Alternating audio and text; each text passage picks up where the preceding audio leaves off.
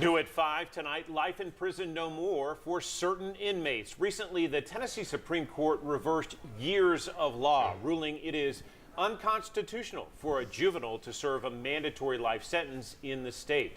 The court says juveniles should be eligible for parole after 25 to 36 years in prison instead of 51. The decision follows a challenge to the law by convicted killer Tyshawn Booker.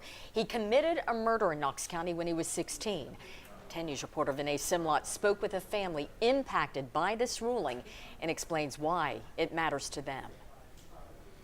I've been waiting on this for 26 years.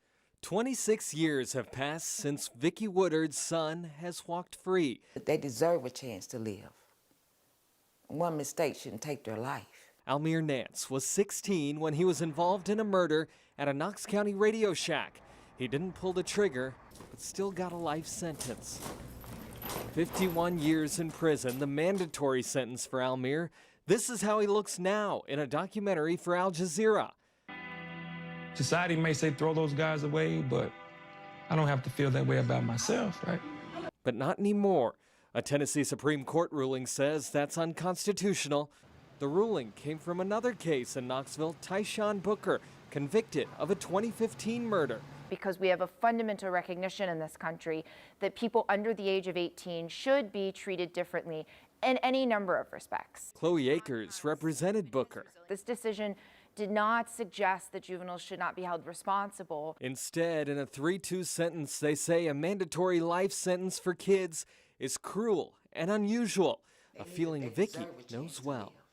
We're not the same as we were when we were kids. She says her son, Almir, is a model inmate. Graduated with honors. Just graduated with his second college degree. The first one of my family to be locked up, and he's the first one in my family to graduate college.